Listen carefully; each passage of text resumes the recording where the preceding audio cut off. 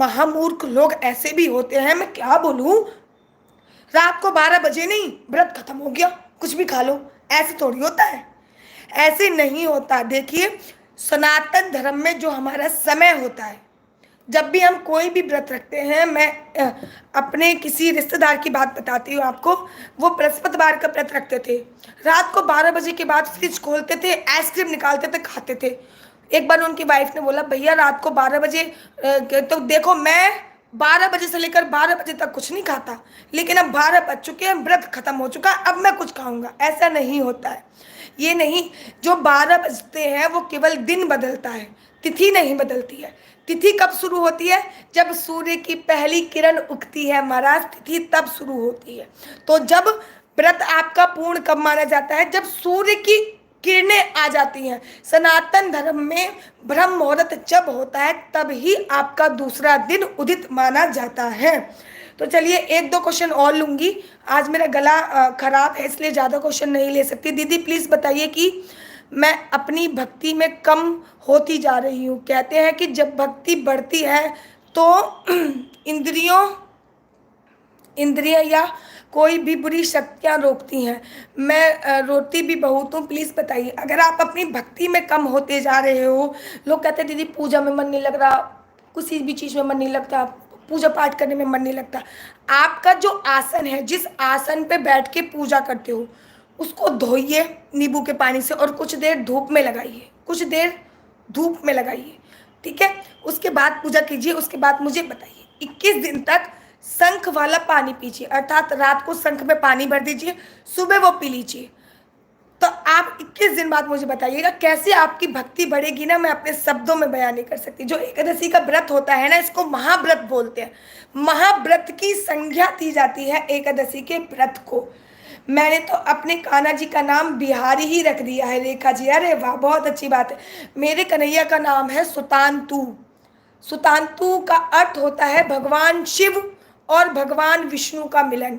तो उसका नाम है सुतांतु। और साथ से ही आप लोगों के जीजा जी का नाम होता है, आप लोगों के जीजा जी का नाम है सतीश। तो साथ से उनका नाम भी आता है, इसलिए मैंने बहुत सोच समझ कर अपने बच्चे का नाम रखा था।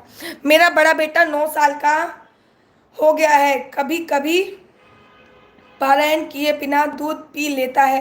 क्या करूं, उसका व्रत लगता है या नहीं लगता? ऐसा कुछ भी नहीं है।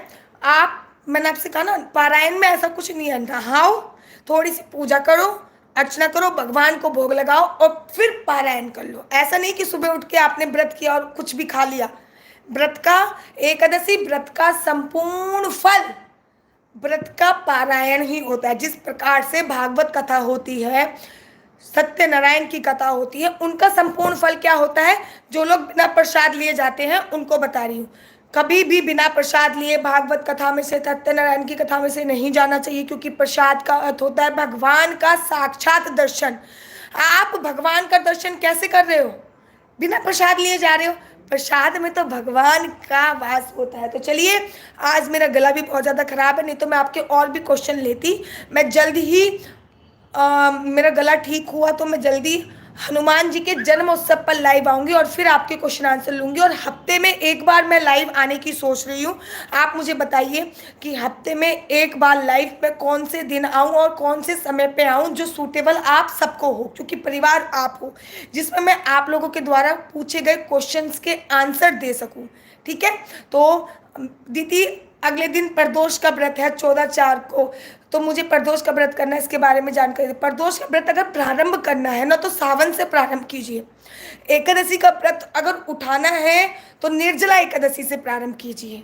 ठीक है, वैसे तो कभी भी कर सकते हैं, लेकिन अगर नया उठा रहे हो तो मैं आपको बता रही हूँ। तो चलिए, मेरा गला सच्ची में बहुत ज़्यादा ख़राब है, अभी थोड़ा थोड़ा दुख रहा है, क्योंकि बैक टू बैक कार्यक्रम थे, कार्यक्रम बहुत ज़्यादा करे हैं, इसलिए आपको आवाज़ से भी पता चल रहा होगा।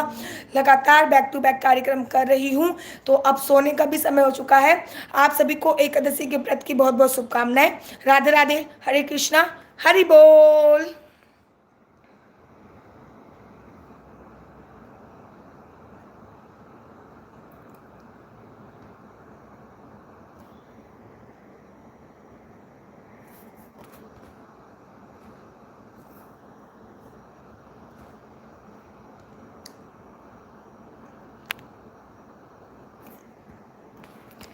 मेरे को तो ये बंद भी नहीं करना आता भाई साहब, कैसे बंद होते हैं।